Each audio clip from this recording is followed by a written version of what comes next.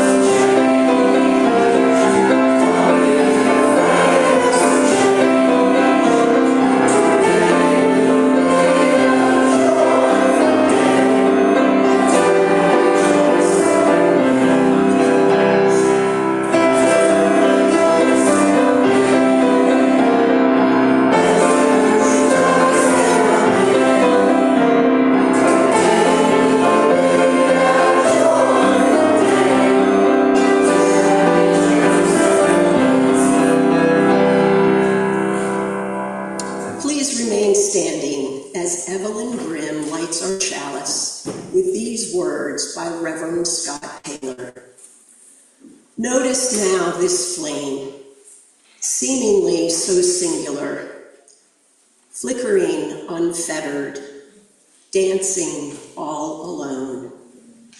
Yet pull back, look with more attentive eyes, and slowly the chalice cup comes into view, and the air, while unseen, keeps the flame alive. All of it a reminder that being lovelily surrounded and beautifully bound is what sets us free. May this be the gift of our precious hour. May we too pull back and see ourselves anew. How tenderly tethered we become, and how wonderfully that has set us free.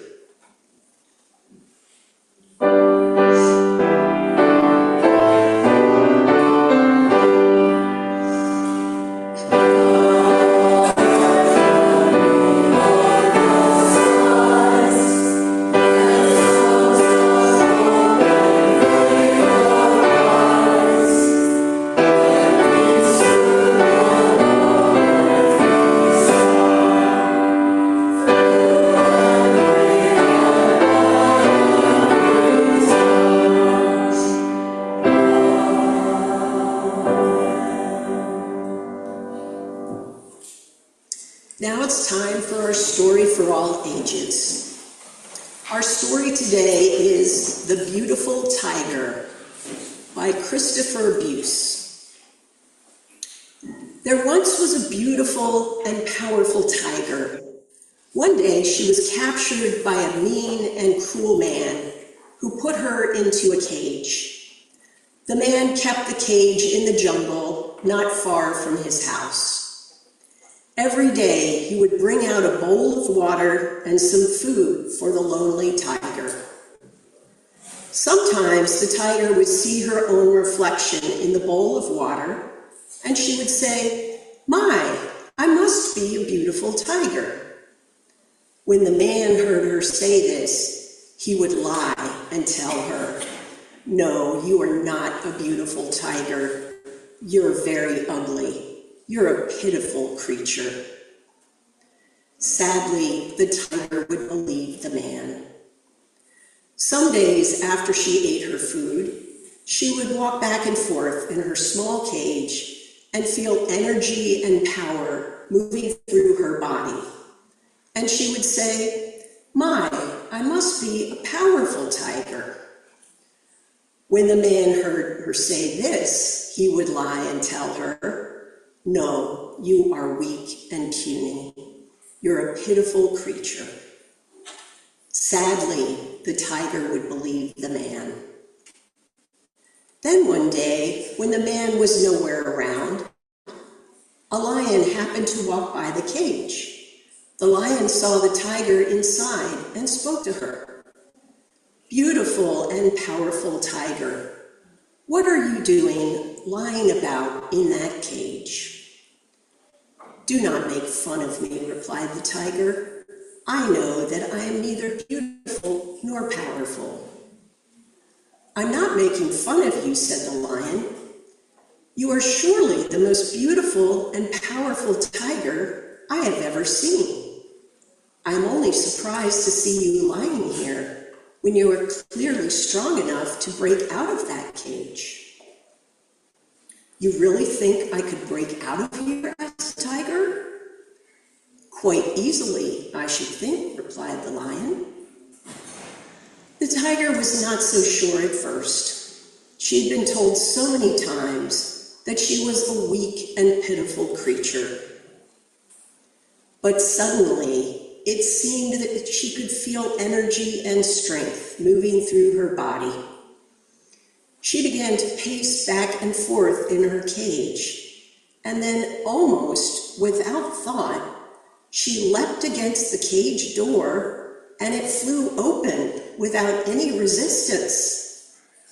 Once outside, she seemed dazed. "That cage didn't even have a lock on it," she said. "I spent so much of my life stuck in there, and the door wasn't even locked." The lion looked at her with soft brown eyes and said, "Those kinds of traps don't need locks, for it is the lies we believe in that keep us in our cages, and it is the truth that sets us free."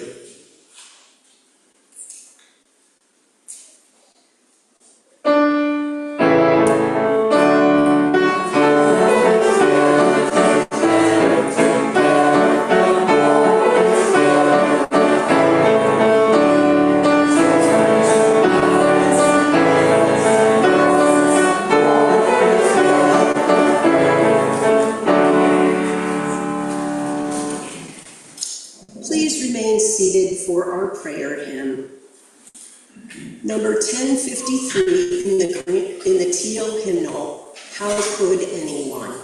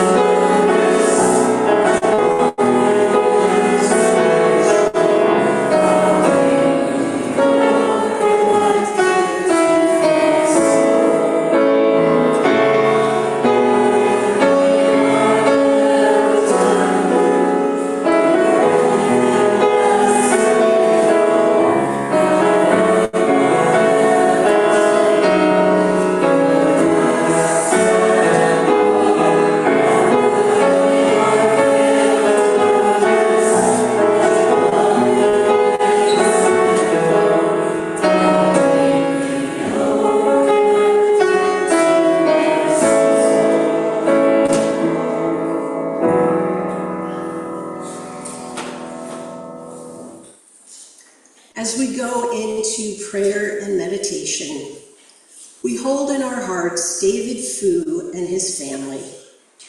David's mother had severe dementia and was in her 3rd month of hospice when she suddenly and peacefully passed on Monday afternoon.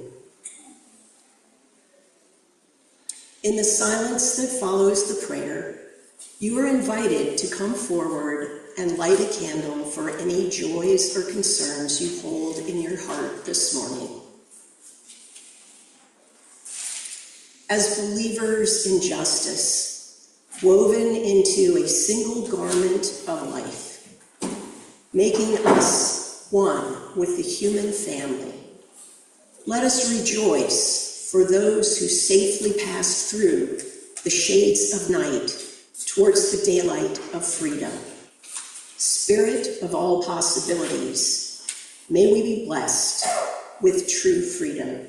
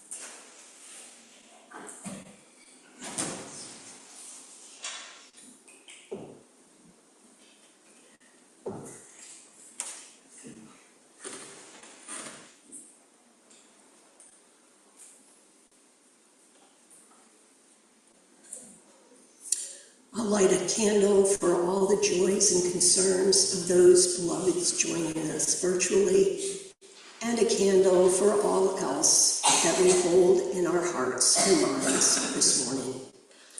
If your heart is hurting, know that your community is here to help, as is Reverend Jane.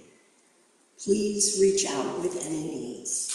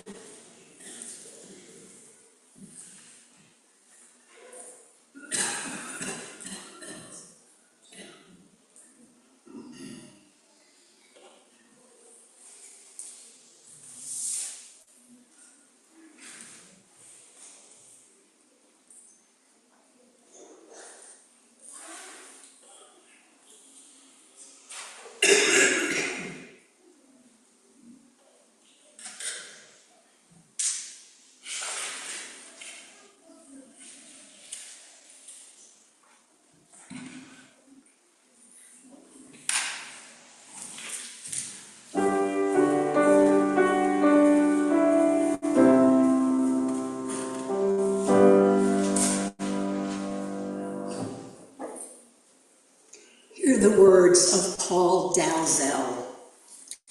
The offering we take each Sunday is an opportunity to recommit to this place and to these people. It is as much a ritual as singing together, lighting our chalice, or reciting our unison affirmation. It is a reminder of that form of love that we call generosity. It is how we show that we believe it is important to worship together, to help our community, and to say yes to the values of our faith.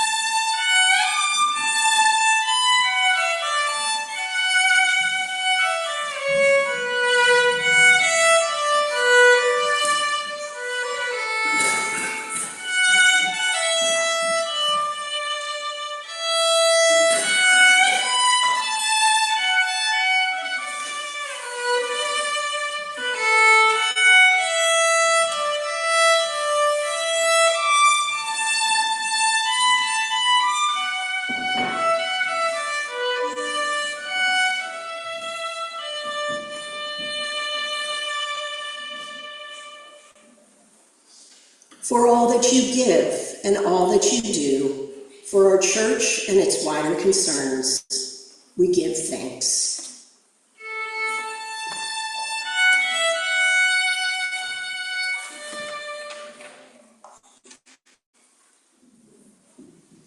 Our first reading is a poem, Freedom's Call, by Sandra Feldman. Ah, to be free, like the seagull and the sea. How well they move together, perpetual, graceful motion, hypnotic, calming potion of liberty and of soul, at last freed from the body to live our freedom's call.